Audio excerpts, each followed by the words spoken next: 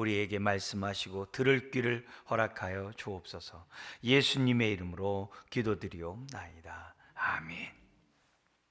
하나님 말씀은 계시록 1장 4절에서부터 5절 말씀입니다. 이 시간 우리 1절에서부터 6절까지 인사 부분인데요, 한번 교도하는 시간 갖도록 하겠습니다. 1장 1절입니다. 예수 그리스도의 계시라. 이는 하나님이 그에게 주사 반드시 속히 일어날 일들을 그 종들에게 보이시려고 그의 천사를 그 종 요한에게 보내어 알게 하신 것이라. 요한은 하나님의 말씀과 예수 그리스도의 증거 곧 자기가 본 것을 다 증언하였느니라. 이 예언의 말씀을 읽는 자와 듣는 자와 그 가운데 기록한 것을 지키는 자는 복이 있나니 때가 가까움이라. 요한은 아시아에 있는 7 교회에 편지하노니 이제도 계시고 전에도 계셨고 장차 오실 이와 그의 보좌 앞에 있는 7 영과 또 충성된 증인으로 죽은 자들 가운데에서 먼저 나시고 땅의 임금들의 머리가 되신 예수 그리스도로 말미암아 은혜와 평강이 너에게 있기를 원하노라. 우리를 사랑하사 그의 피로 우리 죄에서 우리를 해방하시고 그의 아버지 하나님을 위하여 우리를 나라와 제사장으로 삼으신 그에게 영광과 능력이 세세토록 있기를 원하노라. 아멘. 아멘. 우리 앞에 지난주에 전체 교회와 함께 1장 1절에서 3절 내용 말씀을 나눴어요. 지금 지난주에 여러분에게 계속 강조했던 게 뭐냐면은 계시록은 두려움의 책이 아니라 우리로 하여금 복된 삶을 살아가기 위한 하나님의 말씀이라는 것, 계시의 말씀이라는 것을 잊어서 한다 그랬어요. 그래서 계시록 보면 막 두렵다, 무섭다, 어렵다 이렇게 얘기하는 것이 아니라 이 말씀을 듣고 읽는 거겠죠. 읽고 듣고 지키는 자가 복이 있다. 이 복이 있다라는 이 단어가 계시록에서 7번이 나와요. 계시록에서는 7이라는 그 완전 숫자가 너무나도 많이 기록되어 있고요. 이 복이라는 단어가 22장 끝까지 하나님 말씀 가운데 우리가 듣고 지키는 자가 복이 있다는 것을 알게 하기 위해서 이제 계시록을 쓴 겁니다. 그리고 계시 그러면 우리는 막 신비한 건 눈에 잘 모르고 우리가 잘 알지 못하고 이렇게 생각하면 안 된다 그랬어요. 계시란 단어 자체가 감추인 것이 밝히 드러나, 보이지 않는 것이 확연하게 드러나는 걸 갖다 계시라고 했어요. 그리고 그 계시는 이미 구약에서 오시마 약속하신 예수 그리스도에 관한 계시예요. 그러니까 구약에서 얼마나 메시아가 오겠다고 예언되어 있습니까? 그 예언에 따라 오신 분이 바로 예수 그리스도라는 거예요. 그래서 그 계시는 예수 그리스도의 말씀만이 아니라 예수님 삶 자체가 계시예요. 그 뭐에 대해서 보여준 거예요? 눈에 보이지 않는 하나님을 보여주신 분이에요. 그래서 아버지 품속에 독생하신 하나님이, 예수님이 독생하신 하나님이라고 하잖아요. 하나님이 나타나셨느니라. 그래서 예수님은 보이지 않는 하나님을 보여준 거예요. 그래서 나를 본 자는 아버지를 보았거늘 어찌하여 아버지를 보여달라고 하느냐. 그래서 계시 그러면 막 신비 종교, 이 계시의 비밀은 내가 특별히 깨달았다 그러면 이단이에요. 그리고 누가 특별한 사람만 깨닫는다, 그것도 잘못된 거예요. 누구나 알도록. 왜냐하면 예수 그리스도를 누구나 믿도록 하신 것이지 특별한 사람을 믿게 한 게 아니잖아요. 복음을 누구나 다 알게 한 것이지 누구 특별한 사람만 복음을 알게 하면 안 되잖아요. 그런데 현혹되지 마시고 계시란 단어 자체가 감추었던, 예언되었던 그동안에 보이지 않았던 것들이 밝히 드러나고 증거되고 보여주는 것이 계시다. 이 단어 자체에서부터. 그래서 제가 이 말을 한글이라서 이렇게 내가 안다 이러지 말고 그 본래 말이 뭔지 이해하고 우리가 봐야 된다. 그리고 이거는 그 당시 7 교회만이 아니라 모든 교회에게 준 편지예요.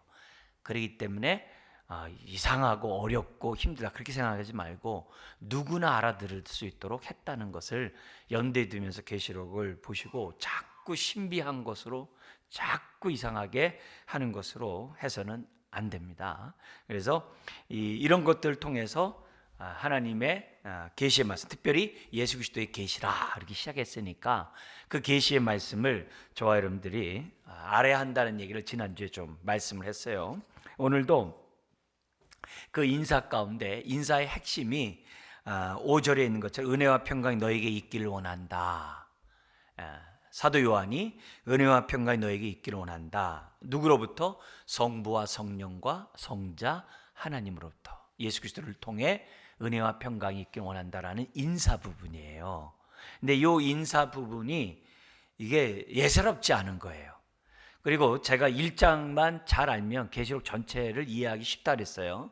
왜냐하면 그 전체의 내용의 서론이고 핵심 얘기를 얘기하기 때문에 여기 나와 있는 단어의 의미를 잘 알고 이걸 우리들이 잘 깨닫고 믿으면 우리 믿음도 온전하게 되고 이 주님의 재림을 사모하며 기다리면서 살아가는 저와 여러분들에게 이 말씀은 위로와 복된 말씀이 돼요. 그런 의미에서 여기 나와 있는 단어 무조건 믿습니다 그러지 말고 성부 하나님이 어떤 분이고 성령 하나님이 어떤 분이고 성자 하나님이 어떤 분인지 알고 믿어야죠. 우리 사도신경 고백할 때 그 내용이 있잖아요. 대상만 있는 게 아니라 내용이 있잖아요. 사도신경이요. 그런 것처럼 여기 나와 있는 삼일체 하나님이 어떤 하나님인지 알고 그리고 은혜와 평강은 그 삼위일체로부터 온다는 사실을 기억해야 되는 거죠. 바울은 아버지와 아들로부터 은혜와 평강이 너에게 있기를 원한다 이렇게 인사를 했어요.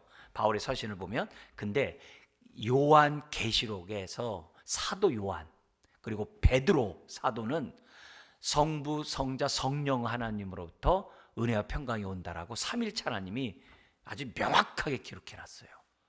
그래서 우리들이 삼일체란 말이 성경에 없지만 동일하게 지금 여기서 성부와 성령과 성자를 통해서 은혜와 평강이 너에게 있을지어다 이렇게 선포함으로 삼일체 하나님 우리에게 보여주고 있는 거예요.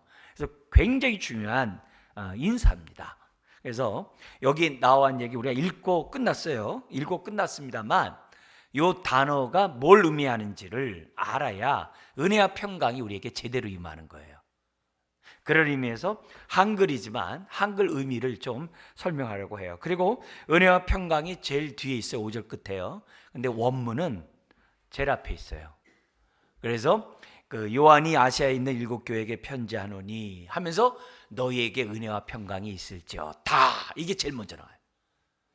그래서 그러면서 몸으로부터 성부 하나님으로부터 성령 하나님으로부터 성자 하나님으로부터 예수 그리스도로부터 이렇게 부터가 또 3번 나와요. 정확하게 구분해 가지고 이렇게 은혜와 평강이 너에게 있기를 원한다. 그러니까 은혜와 평강이 굉장히 중요한 단어라는 거죠. 물론 삼일체 하나님은 더 말할 것도 없습니다만 그만큼 이런 인사인데 이런 인사를 우리들이 잘 알면 신앙생활하면서도 마음에 이렇게 평안이 임하는 거예요. 깨닫는 것이 은혜잖아요. 그러면 은혜가 있는 곳에는 평안이 있잖아요. 평강이 있잖아요. 그런 삶을 우리들이 살아갈 수 있다는 거죠. 자, 오늘 이 4절 상반절에 보면 요한은 자기가 본 계시를 누구에게 편지를 써서 보냈는가 이렇게 본다면은 요한은 아시아에 있는 튀르키예 서쪽에 있는 도시입니다. 7교회에 편지하노니. 여러분, 하나님의 뜻을 알면 전해야 될 책임이 있는 거죠. 사명이 있는 거죠. 성경을 깨달으면 전해야 될 사명이 있는 거죠. 요한이 하나님의 계시를 알았기 때문에 또 봤기 때문에 들었기 때문에 그는 전해야 될 사명이 있는 것을 보게 됩니다. 그러면서 이렇게 자기가 듣고 보고 이런 깨달은 이 말씀을 전하는 이유는 다른 것이 아니에요. 그 당시 교회가 풍전등하고 로마 황제의 압제 속에 또 황제 숭배 속에 순교를 당하고 유리하고 모든 재산을 빼앗기고 고통 가운데 있는 그런 상황이고 요한 자체도 밤모섬의 유배로 끌려와 있는 이런 상황이거든요. 이렇게 두려움과 핍박, 이 소망이 없는 이런 상황 가운데 지금 편지가 주어지는 거예요. 그런 상황에서 은혜의 평강이 너에게 있다는 거예요. 있을지어라고 편지를 쓰고 있는 거거든요. 그래서 그런 의미에서 이런 사실을 깨달았던 요한은 편지를 쓰지 않을 수 없는 거죠. 물론 주님이 쓰라고 하니까 썼지만은 그 마음이 그걸 전달하고 싶어하는 마음이 있다는 것을 우리들에게 보여주고 있어요. 그리고 그냥 편지한다 이렇게 하지 않고 자기 이름을 정확하게 4절에 밝힘으로써 이것이 주께로부터 왔다는, 하나님으로부터 왔다는 그런 신뢰감을 주는 그런 표현을 쓰고 있습니다. 자, 그리고 일곱 교회라는 이 표현을 쓰는데, 일곱은 이제 완전 숫자고 창세기 1장에서부터 7일 창조를 하시는, 마지막 날 쉬시는 것까지 안식일도 창조하셨잖아요. 그러니까 7이라는 숫자가 창세기 1장에서부터 나오는 그런 완전 숫자라는 것을 우리들이 알 수 있죠. 근데 여기 일곱 교회는 그 튀르키예의 서쪽에 있는 일곱 교회만 말하는 게 아니라 모든 교회를 말해요. 오늘 저와 여러분들은 모든 교회에게 이런 말씀하시는 그런 이 말씀인 것을 우리들에게 보여줍니다. 그리고 나중에 인, 나팔, 대접, 심판이 나오거든요. 근데 다 7개 인, 7개 나팔, 7개 대접이에요. 그럼 왜 7이라는 숫자를 하느냐? 심판이 확실하다는 것, 그리고 심판은 반드시 이루어진다는 것을 강조하기 위함이 7로서 표현되는 거예요. 피할 수가 없는 거예요. 그거는 하나님의 뜻 안에서 이루어지는 심판이라는 거죠. 근데 그 심판의 때에도 복된 인생을 살아갈 수 있다는 거예요. 계시록의 말씀이. 그런 두려움의 날이 임하는 그 심판의 때에도 하나님의 은혜와 평강을 누릴 수 있는 자가 될 수 있도록 하기 위해서 계시록 썼다, 이렇게 생각하면서 오늘 우리들이 신앙생활하는 것이 굉장히 중요합니다. 자, 그러면서 이 은혜와 평강이 너에게 있을지어다가 제일 먼저 나와 있지만 우리 성경에 따라서 제일 뒤에 설명하고, 그럼 누구로부터? 거기 나오죠. 첫째가 성부 하나님으로부터. 근데 성부 하나님이 어떤 분이래요? 이제도 계시고 전에도 계셨고 장차 오실 이라고 기록되어 있어요. 하나님이 어떤 분이에요? 지금도 계시고 과거에도 계시고 앞으로도 계시는 그런 하나님이다, 이렇게 얘기를 해요. 그럼 우리가 시간적 순서로 얘기하면 과거 얘기하고 지금 얘기하고 미래를 얘기해야 되는데, 지금 뭔 얘기하고 있어요? 지금을 얘기를 해요. 현재를 얘기해요.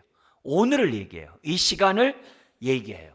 지금 계시는 하나님, 오늘 우리와 함께 하시는 하나님을 먼저 이렇게 딱 선포해요. 근데 우리 오늘의 하나님은 과거서부터 있는 하나님이래요. 과거에도 계시는 하나님이래요. 그리고 앞으로도 어떻게 돼요? 계시고 앞으로 오실 분이라고 이제 기록되어 있습니다. 근데 여기 이제도 계시고라는 이 표현이 여러분들에게 익숙한 표현은 뭐냐면은 모세를 부르셨을 때, 누구세요? 누가 나를 애굽에 보냈다라고 말할까요? 그때 하나님이 내 스스로 있는 자가 보냈다라고 얘기하라. 그때 스스로 있는 자가 이제도 계시고와 같은 단어예요. 이제도 계시고, 그러니까 이 유다 사람, 우리와 달리 유다 사람들은 나는 스스로 있는 자이다 라고는 그 말을 다 유대인이라면 다 알아요.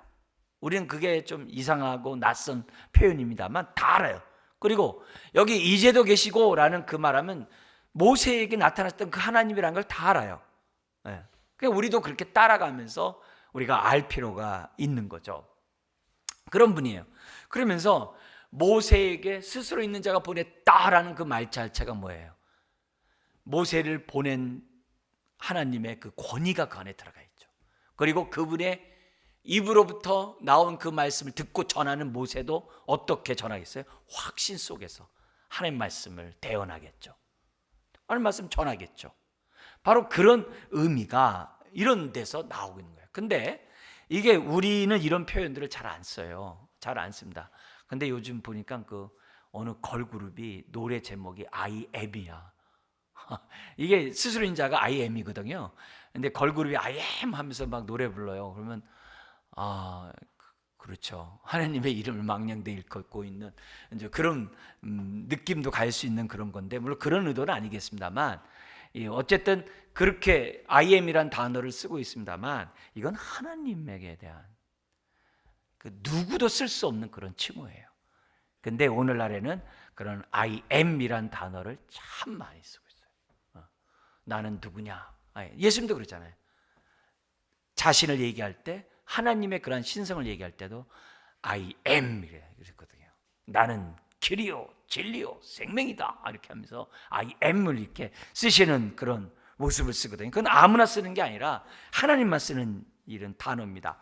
근데 그 이제도 계시고라는 이 단어가 우리는 이렇게 길게 6글로 되어 있습니다만 이 원문은 뭐냐면 더 있죠. 더 할 때, 그 할 때 더란 단어를 써요. 그리고 지금 존재한다라고 하는, 우리가 이제 지금 현재 내가 존재하고 있다고 하는 그 단어를 써요. 더 플러스 현재 분사를 써요. 이런 용어는 우리가 잘 안 쓰는 표현인데 영어에서 너무 익숙하게 쓰고 있고 히브리어나 헬라어에서는 너무나도 자주 쓰는 하나님에 대한 표현이에요. 그래서 우리도 그렇게 이해하는 게 중요해요. 마치 뭐예요? 할렐루야 그럼 우리 번역 안 하잖아요. 아멘 그럼 번역 안 하잖아요. 그냥 그렇게 알아듣잖아요. 그러듯이 이 단어 또한 이제도 계시다는 단어가 하나님에 대한 설명인데, 지금 우리와 함께 하시는 하나님, 이런 단어, 스스로 계시는 하나님인데 우리와 함께 하시는 하나님을 설명할 때 이런 표현을 쓴다는 것을 여러분들 잊어서는 안 돼요. 근데 이 단어를 어떻게 돼요? 과거에도 계셨고, 우린 표현으로는 시간적으로 옛날, 지금, 앞으로 이렇게 얘기합니다만 하나님은 어떤 분이세요? 영원하신 분이세요. 영원하신 하나님은 동시성이에요. 과거와 현재와 미래에 다 뭐예요? 동일하신 하나님이세요. 이건 우리가 이해하기 어려운 이런 표현입니다만 동시성이세요. 그래서 모든 말씀은 오늘의 말씀이에요. 이거 과거에 모세에게 한 말인데요, 이 과거 요한이 한 말인데요, 그게 아니에요.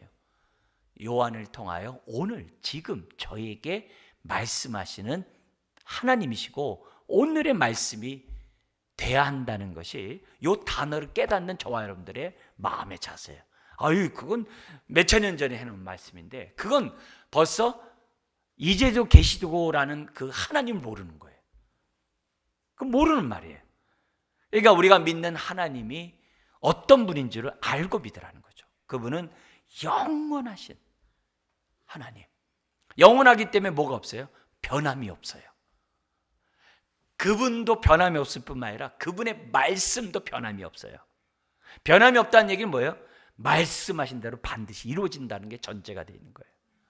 말씀하신 그대로 반드시 이루어져요.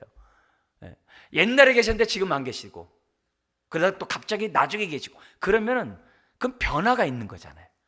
그러면 그 말씀 믿을 필요가 없죠. 우리가 그런 하나님 믿을 필요가 없죠. 하나님이, 오늘의 하나님이 내일 갔더니 또 오늘의 하나님이세요. 과거의 하나님, 내가 그때 갔을 때도 오늘의 하나님이었는데 오늘도 계속해서 말씀하시는 하나님인 것을 우리들에게 보여주고 있어요. 그러면서 그분이 또한 어떻게 돼요? 전에도 계셨다. 그럼 전에도 계셨다 그러면 어떻게 해야 되겠어요? 아까 얘기한 더 플러스 과거 분사를 쓴다든지 이렇게 해야 되거든요. 근데 과거 분사를 안 써요. 일부러 이렇게 미완료라는 단어를 써요. 여러분 그 단어는 이해하기 어려운, 우리가 문법은 그럽니다만 제 말한 요지는 오늘의 하나님이 과거에도 동일하게 오늘의 하나님이다라고 이해를 하시면 돼요. 그래서 일부러 그런 단어를 안 쓰는 거예요. 과거 분사 이런 더 플러스 과거 분사를 안 써요. 그냥 미완료를 딱 쓰면서 과거에도 존재하신 분, 이걸 강조를 해요.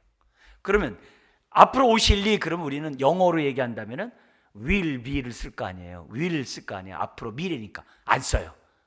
앞으로 오실 분인데 현재 분사를 써요. 더 플러스 현재 분사 써요. 아니 그게 무슨 영어고 무슨 언어야. 근데요, 이걸 우리들이 뭐 때문에 이해하라고요? 하나님은 영원히 변하지 않는 하나님. 그걸 강조하기 위해서 이렇게 언어를 쓴 거예요. 그렇다면 저와 여러분들도 그렇게 이해해야 돼요. 그래서 오늘 내가 믿는 하나님은 어떤 분이시냐? 영원하신 하나님. 그런데 어떤 하나님? 변함이 없는 하나님. 영원 불변의 하나님. 그래서 우리를 향한 그 사랑의 그 마음 또한 변함이 없고, 그분이 말씀하신 그 말씀 또한 변함이 없고, 그러잖아요. 옛날에 예수 믿으면 구원받는다는데 오늘날 와서 예수 믿어서는 안 돼. 예수 믿고 플러스 뭘 해야지 구원받아. 이렇게 나타나서 말씀하면 어떻게 되겠어요? 과거에 있는 사람은 다 망하는 거죠. 그렇게 되면 안 되는 거예요. 다 똑같아야 되는 거예요. 그게 우리가 믿는 성부 하나님의 모습이라는 것을 우리들에게 보여줍니다. 그래서 여기 이 쓰는 용어들을 통해서 내일도 변함이 없는 분이구나. 심지어 1000년 후에도 변함이 없구나. 그래서 우리가 하나님 앞에 딱 섰을 때요, 우리만 하나님과 이렇게 친밀한 게 아니라 2000년 전에 4000년 전에 모세나 우리 세례 요한이나 사도 요한 보더라도요, 그냥 오늘의 우리 성도로서 같이 만나는 그런 은혜가 우리들 가운데 있다는 거죠. 자, 그러면서 오늘 이런 얘기들을 왜 현재부터 하나님 얘기하면서 과거, 현재, 미래 하지 않고 오늘부터 강조한 걸까요? 지금 고난 중에 있는 교회와 하나님이 함께 계신다는 것을 강조하는 거예요. 너희들의 상황과 어려움과 고통 나 지금 다 알고 있다 이게요. 다 보고 있다 이게요. 그리고 무엇보다도 내가 너희와 함께 하고 있다는 거예요. 그것을 강조하기 위해서 현재에 대한 이 메시지를 하나님을 얘기하면서 이제도 계시고 전에도 계시고 이렇게 동일한 하나님의 그러한 은혜 베풀기를 원하고 평강 주기를 원하시는 그런 하나님이라는 것을 우리들에게 가르쳐주고 있어요. 자, 그러면서 성령으로부터 은혜와 평강이 온대요. 이 성령으로부터 오는데 그 성령님을 뭐라고 얘기하냐면은 거기 보면은 4절에 그의 보좌 앞에 있는 일곱 영이래요. 여기서 또 일곱이라는 표현이 있어서 일곱은 충만이라는 이런 의미로 우리가 얘기하죠. 근데 여기 일곱 영이라는 단어가 계시록 4장 5절에서는요 일곱 등불 이렇게 얘기해요. 등불 일곱. 그리고 계시록 5장 6절에서는 일곱 눈. 스가랴 4장 10절에 썼던 그 단어를 똑같이 써요. 다 성령님이에요. 성령님을 일곱 영, 일곱 등불, 일곱 눈 이렇게 쓰고 있어요. 근데 그런 단어 썼을 때 그 의미가 뭘 말하는지를 제가 이제 설명할 거고 그렇게 이해하시면 돼요. 자, 여기서는 성령님의 본질을 얘기하는 게 아니라 그분의 인품이 어떻고 뭐 성품이 어떻고 그 얘기하는 게 아니라 그분의 역사하심, 활동하심, 일하심을 강조하는 표현이에요. 역사하시는 성령님, 지금도 역사하고 계시는, 능력을 행하시는, 권능을 베푸시는 그런 하나님을 강조할 때 일곱이라는 단어를 사용하고 있어요. 특별히 일곱 영이기 때문에 충만이죠. 그러니까 어떻게 돼요? 모든 교회와 함께 하시고 모든 교회 가운데 두루두루 역사하시는 성령님을 표현할 때 일곱 영이라고 그런 거예요. 그래서 저와 여러분들이 하나님을 나의 아버지라 예수님 나의 구세주라 고백하면은 성령이 없으면 안 된다 그랬잖아요. 그래서 성령님이 저와 여러분들과 다 각자에 계셔요. 그래서 각자가 성전이에요. 그죠? 각자가 성전이에요. 근데 성경에는 각자만 성전이라고 그래요? 아니에요. 두세 사람이 모인 저와 여러분들이 성전이라고 그래요. 또 우리가 성전이에요. 이 말은 무슨 말이에요? 어떻게 나에게 있으면서 또 우리 가운데 있어요? 그 얘기하는 게 오늘 이 말씀과 연관해서 보면은 성령님이 그만큼 충만하게 이 사람에게도 역사하고 이 교회도 역사하고 저 교회도 역사하시는 그런 성령님이시라는 것을 우리들에게 가르쳐줘요. 그렇게 이해하라고 지금 이제 계시록은 우리들에게 보여주고 있어요. 그만큼 다양한 사람에게, 다양한 교회에게 다양한 은사와 능력을 베푸시는 성령님을 강조하기 위해서 일곱 영이다. 이렇게 이해를 해요. 그럼 일곱 눈은 뭐예요? 다 감찰하신다는 거예요. 감찰하신다가 다 보고 있다는 거예요. 그러니까 역사하시죠. 그런 것들을 우리들에게 가르쳐주고 있어요. 그래서요, 나중에 여기 일곱 교회를 얘기하지만은 각 교회마다 다 다르게 역사하세요. 그것처럼 우리 각 사람에게도 다 다르게 역사하세요. 저에게 준 은사와 여러분에게 준 은사가 같은 것도 있지만 다른 것도 많잖아요. 그렇게 하나님이 역사하는 것을 보게 됩니다. 자, 그러면서 이 성령님이 일곱 영인데 어디 앞에 있대요? 하나님의 보좌 앞에 있다 그래요. 보좌 앞에 있다는 얘기는 이게 뭐냐? 다른 천사 같이 창조됐다는 말이 아니에요. 그 보좌 앞에 있다는 그 자체가 하나님과 동등되다는 뜻이에요. 동등되다는 거예요. 그러니까 아버지와 성령과 아들로부터 은혜와 평강이 너에게 임한다라고 얘기하는 거예요. 아버지로부터 성령으로부터 예수 그리스도로부터 은혜와 평강이 온다라는 그런 표현을 우리들에게 보여주고 있어요. 그러니까 그렇게 이해를 하셔서 이 7이라는 숫자는 그런 거구나. 충만한 것도 있고 다 모든 걸 감찰한다는 거 있고 모든 사람에게 역사하시는 다양하게 그런 것들을 총망라한 단어이구나. 완전 숫자죠. 근데 계시록에서는요 7이라는 단어가 너무 많이 나온다 그랬어요. 한 예로 어느 정도까지냐면은 계시록 5장 12절과 7장 12절에 보면은 명사를 쓸 때에도 7개를 써요. 제가 한번 읽어드릴게요. 5장 12절에 보면은 예수 그리스도에 대해서 경배를 찬양하는 거예요. 예수 그리스도에게 예배를 드리는데 성부 하나님께 올려드렸던 예배를 성자 하나님께 똑같이 올려드려요. 근데 그 성자 하나님에 대해서 얘기하면서 뭐라고 그러냐면은 거기 5장 12절에 죽임을 당하신 어린 양은 능력과 부와 지혜와 힘과 존귀와 영광과 찬송을 받으시기 합당하다. 7개 명사를 사용해요. 그러니까 우리 예수님에게 영광 돌 때도 성부 하나님에 들렸던 온전한 예배, 모든 영광을 주께 그렇게 다 드려야 한다고 얘기를 해요. 심지어는 계시록 7장 12절에서 보는 이렇게 얘기해요. 하나님에 대한 얘기하면서 뭐냐면 아멘, 진실로라고 번역 안 했어요. 그냥 아멘 하면 그게 진실로예요. 그냥 아멘 그러면서 뭐냐면 찬송과 영광과 지혜와 감사와 존귀와 권능과 힘이 우리 하나님께 세세토록 있을지어다. 7개를 또 얘기해. 그러니까 이렇게 얘기하면서 하나님이 어떤 분이신지를, 예수님이 어떤 분이신지를, 성령님이 어떤 분이신지를, 성자 하나님만 7개 얘기한 게 아니라 성자 하나님에게도, 성령 하나님 같이 성자 하나님께도, 성령 하나님께도 7개를 얘기를 해요. 그렇게 충만한 분이라는 것을 우리들에게 보여주고 있어요. 그러니까 이 요한계시록 쓴 사람 요한복음 썼잖아요. 그 요한복음에서도 보면 전반부는 표적의 책이에요. 이적과 표적은 같은 단어인데 이적의 의미가 있을 때 표적이라고 그래요.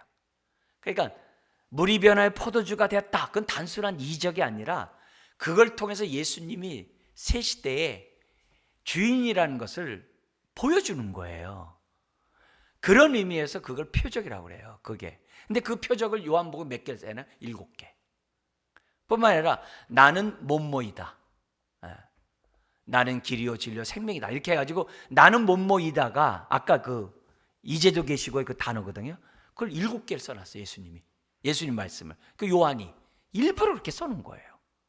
그런 개념을 이해하고 이걸 보면은 남다르게 저와 여러분들이 볼 수 있다는 거죠. 자, 그러면서 여기 본면에서 뭐라고 되어 있냐면은 동시에 은혜와 평강이 성부와 성령과 성자로부터 되어 있다라고 얘기했는데 여기 보면 재밌는 표현이 있어요. 몸모로부터라고 얘기하면서요. 여기 성부로부터 은혜와 평강이 온다 그랬잖아요.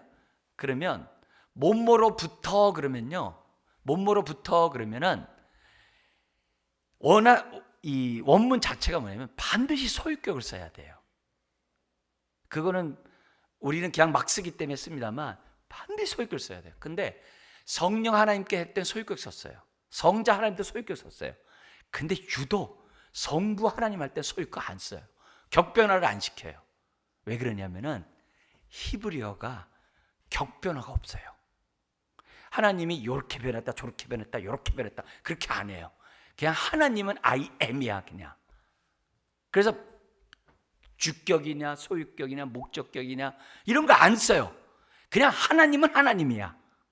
여기서도요 변화를 안 써요. 소유격으로 안 쓰고 그냥 주격으로 탁 써놨어요. 이게 헬라어를 모르는 사람은 그냥 우리 이렇게 읽습니다만 읽는 사람은요 눈이 이만큼 커지는 거예요. 와 이렇게까지 세밀하게 하나님에 대해서 이렇게 표현하는구나. 이렇게 전율이 나오는 그런 표현이에요. 이게 여담으로 여러분들에게 이제 설명하면서 하나님은 변함이 없는 그런 신실한 하나님이라는 사실을 그 당시 성도들에게 줌으로써 성도들에게 뭘 주는 거예요? 위로하는 거예요. 그리고 믿음을 가지라는 거예요. 확신을 가지라는 거예요. 주의 말씀에. 그래서 이 말을 읽고 듣고 지키는 자가 복이 있다. 그래서 변함없다. 이런 데서 딱 느끼는 말이에요. 굉장히 은혜를 주는 도전적인 그러한 말씀이 아닐 수가 없어요. 하나님은 변하면 안 돼요. 그냥 하나님이에요. 하나님이에요. 그거를 우리들이 보면서 그 다음 예수님을 볼게요. 예수님이 어떤 분이냐? 근데 이 계시록이 예수 그리스도에 계시잖아요. 그래서 예수님에 대해서 자세히 나와 있어요. 그래서 예수 그리스도께서 주시는 그런 말씀이기 때문에 예수님이 어떤 분이신지를 요한은 더 자세히 기록해놨어요. 그걸 염두에 두면서 뭐라고 얘기하냐면은 예수님을 세 분으로서, 세 가지를 갖고 있는 분으로서 설명하고 있어요. 뭐라고 그러냐면은 이렇게 되어 있습니다. 거기 첫 번째는 충성된 증인이래요. 두 번째는 죽은 자들 가운데서 먼저 나셨대요. 세 번째는 땅의 임금의 머리가 되신대요. 땅의 임금들의 머리가 되신다. 이렇게 돼 있어요. 첫 번째는 뭐라고요? 충성된 증인이래요. 증인이 첫 번째예요. 두 번째는요? 죽은 자들 가운데 먼저 나신 분이 두 번째예요. 세 번째는 뭐예요? 땅의 임금들 가운데 뭐예요? 머리. 자, 우리 중요한 것만 세 가지 읽어볼까요? 첫 번째는 증인, 두 번째 먼저 나신 자, 세 번째 머리. 다시 한번 해보겠습니다. 첫 번째 증인, 두 번째 먼저 나시니, 세 번째 머리. 이렇게 이 세 가지가 굉장히 중요해요. 예수님에 대해서 생각할 때 이 세 가지는 잊으면 안 돼요. 증인, 먼저 나신 자, 머리. 이 세 가지를 딱 생각하고 우리가 예수님 믿어야 돼요. 더구나 계시록을 봐야 돼요. 왜냐하면 이 세 가지가 계시록 전체에 흐르고 있는 주제예요.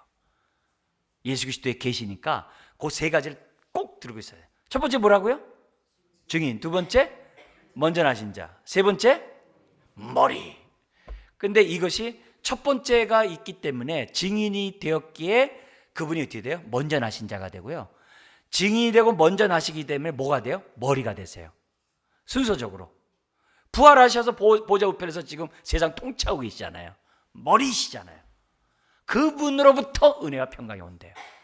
그래서 우리가 예수님 믿습니다 그러지 말고 그분이 증인이셨다가 먼저 나셨다가 이 세상에 머리가 되신 분이다 이렇게 생각하고 은혜와 평강이 있다는 거예요. 근데 요 단어 증인, 요 증인이란 이 단어 앞에 다 더가 붙어 있어요. 우리 성경은 없어요. 네? 그 증인, 유일한 증인이겠죠. 그 다음에 뭐예요?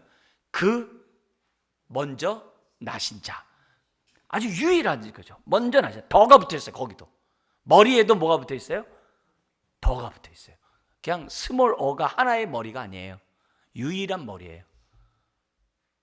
이게 어마어마하게 중요해요. 그걸 일부러 더를 다 썼어요. 그 단어 하나하나에다. 그 분으로부터 우리가 오는데, 자, 첫 번째가 뭐라고? 증인. 증인이에요. 증인인데 그것도 뭐예요? 충성된 증인이에요. 충성된 증인이에요. 충성된 증인은 뭐예요? 하나님의 말씀을 있는 그대로 다 전한 자가 충성된 증인이에요. 십자가에서 다 이뤘도다 한 자가 충성된 증인이에요. 가감하는 게 충성된 증인이 아니에요. 본대로 들은 대로 다 가감 없이 다 전하는 거. 그 계시록 마지막 22장 그거잖아요. 전한 그 자가 충성된 증인이에요. 말씀에 철저히 순종하는 자가 충성된 자예요. 하나님의 말씀에. 그거예요. 그래서 우리 하나님께서 모세에게 이런 얘기 하셨어요. 신명기 18장 18절에 제가 읽어드릴게요. 모세가 하는 얘기입니다. 내가 그들 형제 중에서 너와 같은 선지자 하나를 그들을 위하여 일으키고 내 말을 그 입에 두리니 내가 그에게 명령한 것을 그가 무리에게 다 말하리라. 이렇게 돼 있어요. 그래서 모세와 같은 선지자가 예수님이라고 말씀하셨잖아요. 바로 그거예요. 그러면서 빌라도가 예수님을 신문하면서 네가 왕이냐? 뭐 이런 질문하잖아요. 이제 그런 가운데 이 내가 왕이냐 그랬을 때 예수님이 딱 얘기해요. 그렇다. 내가 왕이다. 우리 예수님이 그러세요. 그래서 뭐라 하냐면은 내가 이를 위하여 태어났으며 이를 위하여 세상에 왔는데 곧 진리에 대하여 증언하려 함이로다. 진리에 대해서 증언하기 위해서 자기가 이 땅에 왔다는 거예요. 그 진리가 뭐겠어요? 그게 하나님에 대한 진리인 거죠. 그걸 전하러 왔다는 거예요. 그래서 무릇 진리에 속한 자는 내 음성을 듣니라고 빌라도에 얘기하니까 진리가 뭐냐 하니까 대답 안 하세요. 얘기한데 알아들을 수 있는 게 아니니까죠. 그런 게 돼 있어요. 그러니까 여기서 볼 때 예수님은 어떤 분이시느냐? 증인이시라는 거예요. 그러면 이 증인이란 말을 쓰면서 무슨 얘기하냐면 지금도 증인이신 거예요. 지금도 증인으로서 성령님을 보내주세요. 계속 성령님 보내주셔서 땅끝까지 이뤄 저와 여러분들이 증인의 삶을 살아가게 하세요. 지금도 증인이세요. 근데 이런 얘기를 왜 하는 거예요? 그 당시 성도들이 증인이었거든요. 예수의 제자가 다 증인이었거든요. 성령이 임하면 너희가 권능을 받고 땅끝까지 이뤄 나의 증인이 되신다 그랬거든요. 증인이거든요. 그러니까 증인인 성도들의 입장에서 예수님이 증인이시다 그러면 돼요. 나랑 똑같네 이렇게 되겠죠. 벌써 그 말이 위로가 되잖아요. 힘이 되잖아요. 근데 그 앞에 충성된 증인이래. 그 말을 속에서 뭐예요? 도전 주는 거죠. 순교당한다고 움츠려? 핍박당한다고 예수 전하지 않아? 밤모습에 유배됐다고 낙심해? 그렇게 아니라는 거예요. 하나님이 이제도 계시고 전에도 계셨고 앞으로 계시는데 그 하나님의 말씀을 전하는 증인이 밤모습에 있다고 위축당하고 그래? 그게 아니라는 거예요. 이런 메시지를 통해서 예수 그리스도가 충성된 증인으로 살았던 것처럼 교회들이요 충성된 증인으로 살라는 거예요. 그래서 증인과 순교가 같은 어원에서 나왔어요. 전하다 죽으라에게 그런 얘기를 하고 있는 거예요. 그러니까 죽기까지 죽도록 충성하라고 나오고 있어요.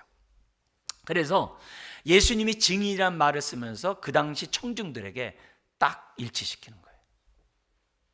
딱 일치. 예수님도 그랬어요. 내가 아버지를 알게 하고 또 알게 하리니 그렇게 말씀하셨어요. 그러면서 그게 어디냐면 승천하시기 전에. 그럼 지금 승천하셔서 어떻게 하고 있어요? 여전히 알게 하세요. 뭘 통해요? 성령님을 통해. 그 사역을 지금도 하고 계세요. 두 번째가 중요한 단어가 뭐라고요? 먼저 나시고. 이 단어가 굉장히 많이 성경에서 많이 쓰는 단어예요. 먼저 나시고. 우리가 먼저 나시고 그러면 여호와 증인들은 봐라 태어났다고 그랬잖아. 피조됐다고 그랬잖아. 근데 그 예수를 갖다가 하나님과 동격으로 여겨? 틀렸어. 여호와 증인들이 그래요. 그거는 성경을 안 봐서 그런 거예요. 안 봐서 그런 거예요. 여기에 먼저 나셨다라는 것은 모든 것이 그 분으로부터 출발되었다는 거예요. 예수님으로 다 출발되었다. 다 시작되었다. 그래서 이 얘기를 똑같은 먼저 나시고가 골로새서 1장 15절부터 18절에 나와요. 예수님을 얘기하면서 피조물과의 관계에서 먼저 나셨다. 그러면서 뭐라 하냐면 모든 만물이 그를 위하여 그로부터 창조됐고 그를 위하여 창조됐대. 그래서 피조물과의 관계에서 창조주를 강조해서 먼저 나신 자 그래요. 그리고 교회와의 관계에서 교회의 머리다라고 하면서 교회의 관계에서 먼저 나셨대. 먼저 나셨대. 먼저 나셨다는 얘기를 하면서 무슨 얘기하는 거예요? 저와 여러분들에게 소망을 주는 거예요. 어떤 소망이에요? 예수님이 부활했듯이 우리도 부활할 것이라는 소망을 주는 먼저 되신 자라는 거예요. 그래서 먼저 나셨다는 그 말 안에 저와 여러분들이 예수님에게 속한 거예요. 아멘? 그죠? 근데 아까 창조가 그분께 창조됨으로 누구에게 속한 거예요? 창조물이 다 예수님에게 속한 거예요. 그래서 예수님에게 만물이 영광을 돌리는 거예요. 그게 골로새서 1장 15절 18절에 나온 얘기예요. 그 당시 성도들에게 어렵다 이러지 말고 그 당시 골로새서 초신자에게 했다고 생각하면 아는 척이라도 해야 돼요. 근데 그 말의 의미를 잘 깨달아야 돼요. 여기서 먼저 나셨다라는 그 말 속에서 뭐냐면 모든 게 주님께 속했다는 거예요. 그래서 우리에게 위로가 돼요.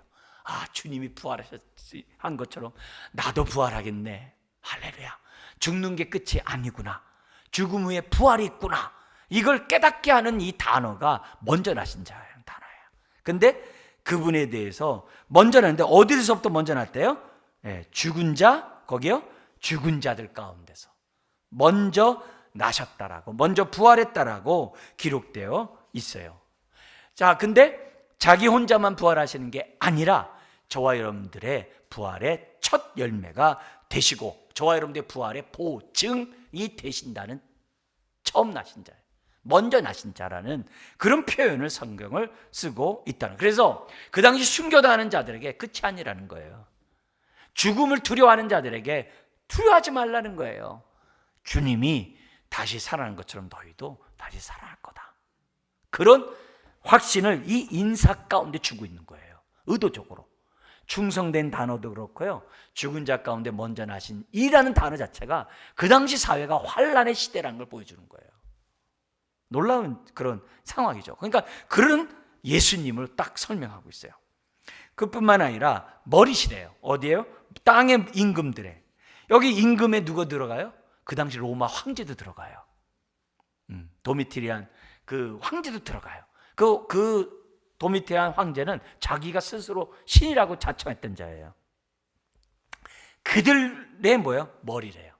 모든 임금의 머리고 그 황제는 종이라고 얘기하면서 지금 예수 그리스도께 충성해야 될 것을 우리들에게 지금 그 당시 성도들에게 강조하고 있다는 거죠. 그래서 모든 성도들은 만물을 통치하시는 만왕의 왕 머리이신 우리 예수 그리스도에게 충성해야만 한다는 것을 우리들에게 가르쳐주고 있어요. 그러니까 이 단어 자체가 예수님에 대해서 이 설명하는 이 단어 자체 그 일생이 나오잖아요. 증인으로 사셨잖아요. 그잖아요. 그리고 그분이 부활하셨잖아요. 그리고 그분이 보좌편에 앉아 계시잖아요. 이 모습이 예수님의 일생을 쫙 얘기하면서 뭘 보여주는 거예요? 그분으로부터 은혜와 평강이 임하니까 하나님을 제대로 알면 은혜가 임하고 은혜를 깨달으면 평강이 임함으로 환난을 이길 수 있는 능력을 갖게 된다. 이게 인사에서부터 우리에게 주어지는 메시지인 거죠. 그래서 그 당시 환난 당하고 있는 사람들에게 무엇보다 필요한 게 은혜와 평강이거든요. 그렇죠? 은혜와 평강이 주어져요. 여러분, 내가 힘들어 죽겠는데 나에게 필요한 게 당장 필요한 건 뭐였어요? 하나님이 나와 함께하는 그 임재의 은혜가 필요하잖아요. 임재가 있으므로 나의 모든 문제가 다 해결되는 이 평강, 샬롬의 그 구원의 역사가 나에게 임하는 거잖아요. 그게 가장 필요하죠. 고통당하는 나에게 뭐가 필요하겠어요? 은혜와 평강이잖아요. 근데 그 은혜와 평강이 성부와 성령의 성자의 하나님으로부터 온다는 사실을 우리들에게 가르쳐줘요. 요한복음 14장 27절에 예수님이 승천하시기 전에 제자들에게 이렇게 얘기했어요. 평안을 내가 너에게 유산으로 남겨놓나니. 평안을 유산으로 남겨놓는데요. 그래서 뭐라 하냐면은 이 평안은 나의 평안이다 그래요. 예수님의 평안이래요. 그걸 우리에게 유산을 남겨준대요. 그러면서 내가 너에게 주노라. 그러면서 내가 너에게 주는 이 평안은 세상이 주는 것과 같지 않다. 일시적이고 그렇게 소유적이고 물질적인 세상적인 거 아니다. 그렇기 때문에 너희는 마음에 근심하지 말고 두려워하지도 말라. 지금 두려움 때문에, 병 때문에, 내 가정의 문제 때문에 두려워하지 말라. 딱 그렇게 돼 있어요. 우리는 여기서 은혜와 평강이 저와 여러분들에게 임하는데 놀랍게도 나 한 사람을 위해서 삼위일체 하나님이 이렇게 역사하세요. 우리를 위하여 삼위일체 하나님이 이렇게 은혜와 평강을 주시고자 역사하고 계세요. 성부 하나님이 지금도 우리와 함께 하세요. 성령 하나님이 우리와 함께 하세요. 성자 하나님이 오늘도 우리들에게 평안을 유산으로 남겨놓은 것을 누리도록 은혜를 베풀고 계세요. 그게 나오고 있는 거죠. 그걸 보이는 거죠. 자, 여러분, 지금 요한은 반모섬의 유배 가운데 있는 상황이에요. 근데 요한은 육신으로 있을 때 예수님이 3년 동안 제자로서 그 품에 살았던 제자예요. 근데요, 지금 자기가 본 예수님의 그 실상을 딱 보니까요, 죽은 자 같이 엎드려요. 내가 3년 동안 따라다니고 내가 사랑했던 예수님이 내가 생각했던 뭐가 너무너무 크신 분이에요. 위대한 분이에요. 하나님이세요. 예. 내가 최후 만찬 때도 그 품에 기대했던 난데 내가 봤던 예수님은 그건 될 것이 안 될 거예요. 대할 수 없는 거예요. 그런 하나님 앞에서 지금 요한은 이 말씀을 받는 거예요. 얼마나 두려우면서 영광스럽겠습니까? 예? 자, 그러면서 오늘 여기서 우리들이 강조한 이 세 가지, 예수님에 대해서 할 때 첫 번째 뭐라고요? 증인, 두 번째 먼저 나신 자, 세 번째 머리. 여기서부터 평강이, 은혜와 평강이 임한다는 사실을 잊어서는 안 됩니다. 특별히 요한은요, 요한복음이나 요한 1, 2, 3, 4나 요한계시록에서요 많이 쓰는 단어가 증인이에요. 증인이라는 단어를 유독 많이 써요. 예를 들어서 요한복음 3장 11절에 니고데모와의 대화 속에서 예수님이 니고데모에게 이런 말을 함으로 시작을 해요.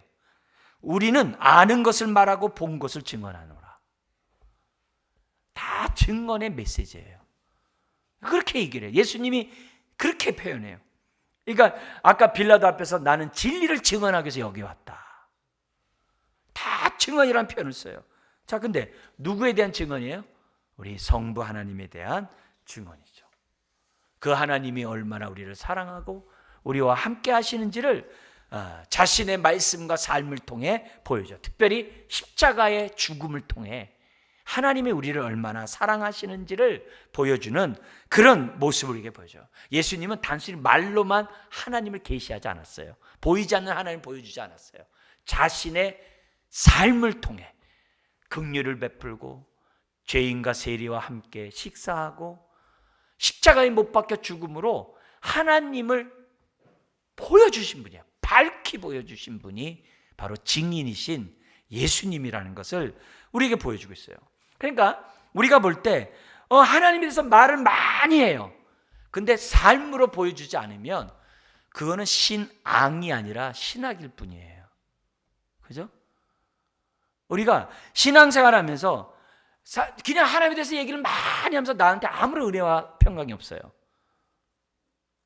그거는 나에게 생명의 말씀이 되는 게 아니에요. 그 말씀에 따라 내가 살아갈 때 나는 하나님을 말로만이 아니라 행동을 통해서도 보여주는 하나님의 참된 증인이 되는 거예요. 그게 예수님의 모습인 거예요. 네. 그걸 보여요. 그래서 이 증인은 봤기 때문에 얘기하는 거예요. 그래서 막 주님의 얘기하는 것은 막 복잡하게 막 이렇게 득도해서 깨달은 것도 아니고 막 이치를 막 분별해서 딱 깨달은 것도 아니에요. 예수님은 보고 들은 대로 말할 뿐이에요.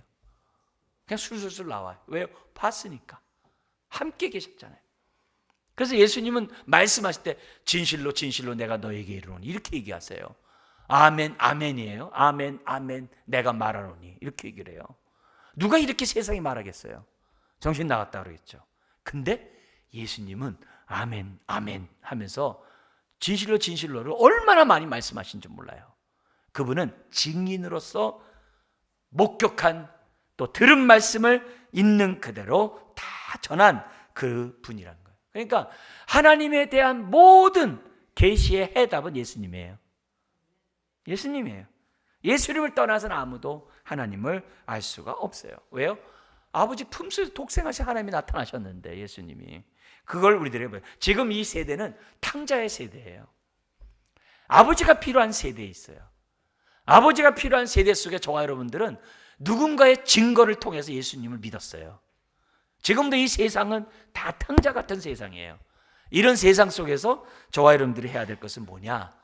증인의 삶을 저와 여러분들이 살아가는 저와 여러분들이 돼야 한다는 것을 우리들에게 보여줘요. 그럴 때 증거의 말씀을 들을 때 뭐가 있는 거예요? 안식이 있는 거예요. 다른 말로 오늘 말씀처럼 은혜와 평강이 임하는 거예요. 그래서 말씀을 들으면 은혜와 평강이 임하게 돼 있는 거예요. 그렇게 돼 있어요. 두 번째, 그분은 어떤 분이라고 그래요? 이긴 자라고 했어요. 먼저 나신 자라 했어요. 그죠? 먼저 나신 자. 죽음을 이긴 자라는 뜻이에요. 나사로는요, 살았다가 또 죽었어요. 근데 예수님은 죽음이 주관하지 못해요. 그분은 지금도 살아계시는 그런 분인 것을 우리는 믿습니다. 그러면서 그분이 모든 부활의 첫 열매로 저와 여러분들에게 부활의 보증이 됐으니까 부활한 주님만 바라보더라도 우리는 뭘 받아요? 은혜와 평강을 누리게 되어 있는 거죠. 할렐루야죠. 그래서 그걸 보면서 우리들이 아멘 하는 거예요. 부활이 없으면요 기독교 필요 없어요. 믿음 소용없어요. 우리 전하는 거 아무 의미 없어요. 제일 불쌍한 자예요. 부활이 있기 때문에 모든 게 다 통해요. 그걸 믿으면 은혜와 평강이 임한다는 거예요. 뿐만 아니라 세 번째가 뭐라 그랬어요? 머리. 모든 임금들의 머리예요. 그래서 그분의 통치와 다스림을 받는 자에게는 은혜와 평강이 있다는 거예요. 할렐루야죠. 그래서 오늘도 그 말씀에 순종하면서 저와 여러분들이 살아가고 있는 거예요. 우리 예수님은 말로만 왕이 안 그랬어요. 죽음을 정복함으로 왕이 됐어요. 그죠? 부활함으로 죽음을 정복했잖아요. 죄를 정복했잖아요.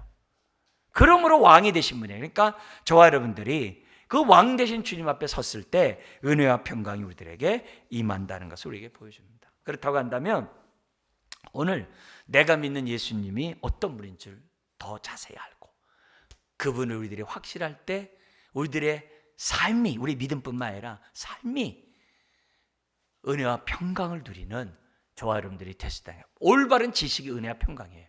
그래서 내 삶에 지금 은혜와 평강이 있는가? 없다면 내가 믿는 예수님을 잘 못 믿고 있구나. 심지어는 삼일체 하나님을 제대로 못 믿고 있구나 생각하는 이 시간 되길 주의 이름으로 축원합니다. 기도하겠습니다. 하나님 아버지, 요한이 자신이 본 것을, 들은 것을 오늘도 이렇게 증거하는 것을 보게 됩니다.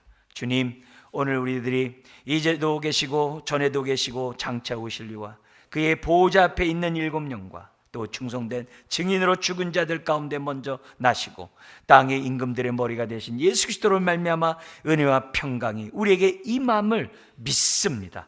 오늘 이 시간 주 앞에 나와 예배하는 모든 자들의 심령 속에 주여 올바로 하나님을 알므로 은혜를 누리게 하시고 평강 가운데 이 힘든 세상을 승리하며 살아가도록 역사하여 주옵소서. 감사하며 예수님의 이름으로 기도드리옵나이다. 아멘.